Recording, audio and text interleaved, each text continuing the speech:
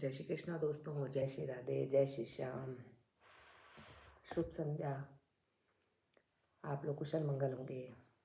आज भी कोहरा बहुत था, तो कोहरे पे दो पंक्तियाँ। तेरी यादों का धुंधल का छटने लगा, तेरी यादों का धुंधल का छटने लगा। ये कोहरा, ये कोहरा, ये कोहरा, फिर से कोई नया किस्सा गढ़ने लगा। तेरी यादों का धुंधल का छटने लगा, मतलब तेरी यादों का धुंधल का मतलब जो कोहरे के पास आजू बाजू हमारे धुआं टाइप होता है, उसको मैंने धुंधल का नाम ले दिया है। ये कोहरा फिर से कोई नया किस्सा गढ़ने लगा है। मतलब ये कोहरा फिर से जैसे किसी की याद आती है या हम कहीं गए हुए होते हैं, तो वो जो दृश्य होता है वो हमारे को याद आता है। आज एक अजीब सी बात हुई है दोस्तों। जादू टोना बहुत कुछ चलता है पिछले काफ़ी समय से। जो लोग नहीं मानते हैं वो भी मानने लग जाते हैं, लेकिन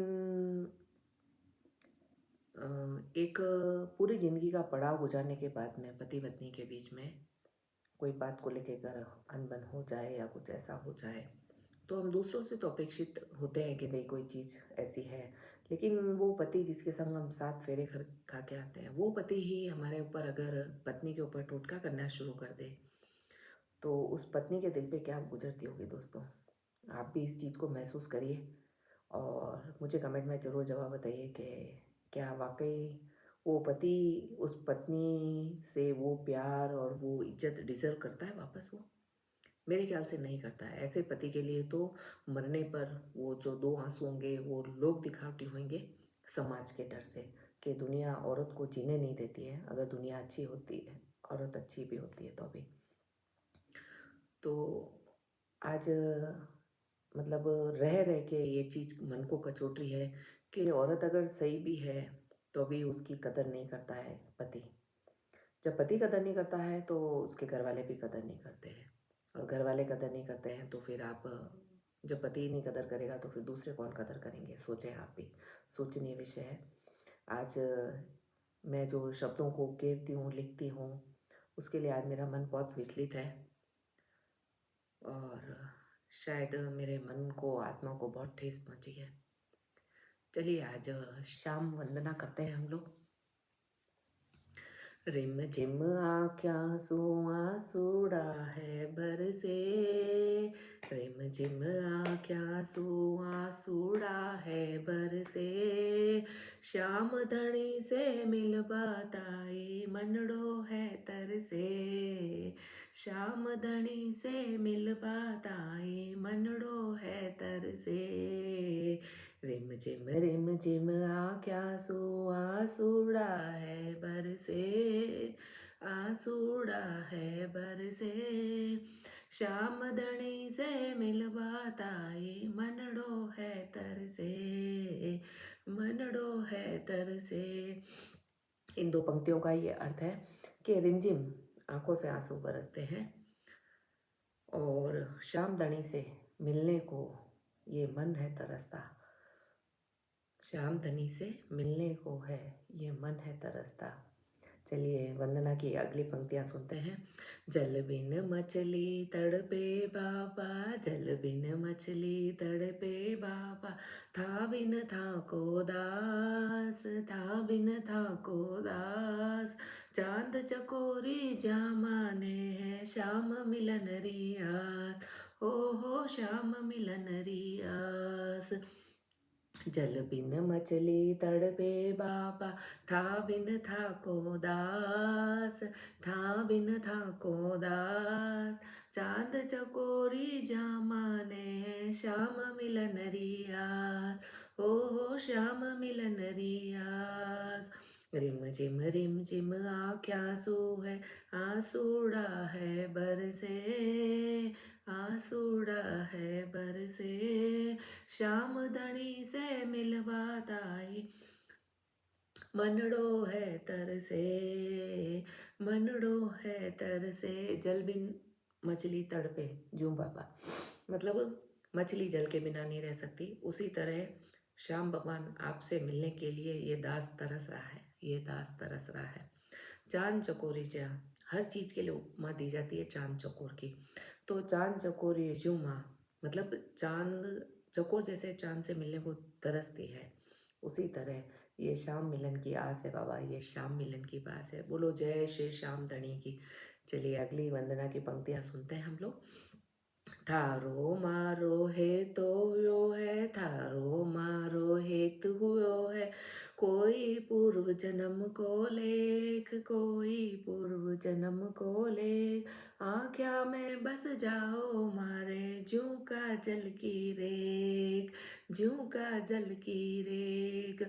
थारो मारो हेतु हुओ है, थारो मारो हेतु हुओ है, कोई पूर्व जन्म रो लेख, कोई पूर्व जन्म रो लेख। आँख्या में दे बस जाओ मारे जू का जल री रेख, ओ बापा जू का जल री रेख। रिम झिम आँख्या सू है, आंसुड़ा बरसे, आंसुड़ा है बरसे। श्याम धनी से मिलबात आई, मनड़ो है तरसे, मनड़ो है तरसे।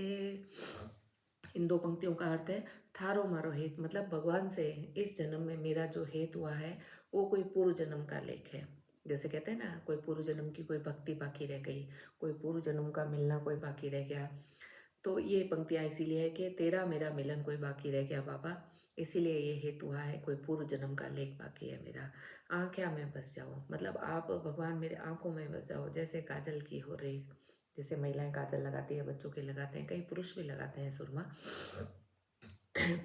चलिए अंतिम वंदना की पंक्तियाँ सुनेंगे। याद तेरी आवे है बाबा, याद तेरी है आवे बाबा, देखूं चारों ओर, देखूं चारों ओर। बनवारी में आइया नाचूं, बनवारी में आइया नाचूं, जो जंगल में मोर, जो जंगल में मोर। याद तेरी आवे यूं बाबा, याद तेरी यूं आवे बाबा, देखूं चारों ओर, देखूं चारों ओर। बनवारी में नाचूं अइया, बनवारी में नाचूं अइया, जो नाचे वन में मोर, जो नाचे वन में मोर।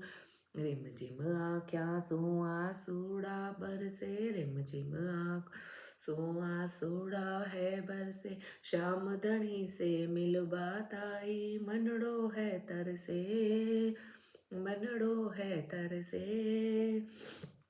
इन दो पंक्तियों का अर्थ यह है कि याद तेरी बाबा ऐसे आती है जब मैं चारों ओर देखती हूँ, जब तुम्हारी जब भी याद आती है तो मैं चारों ओर देखती हूँ।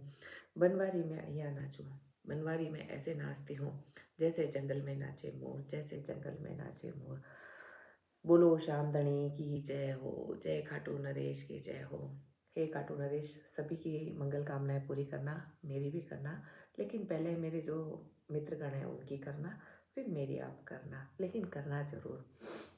दोस्तों हमारा चल रहा था कि गुड़ पे, गुड़ पे आप बाजरे का चूरमा मैंने आपको बताया, इसी तरह हम मक्के का भी चूरमा बना सकते हैं।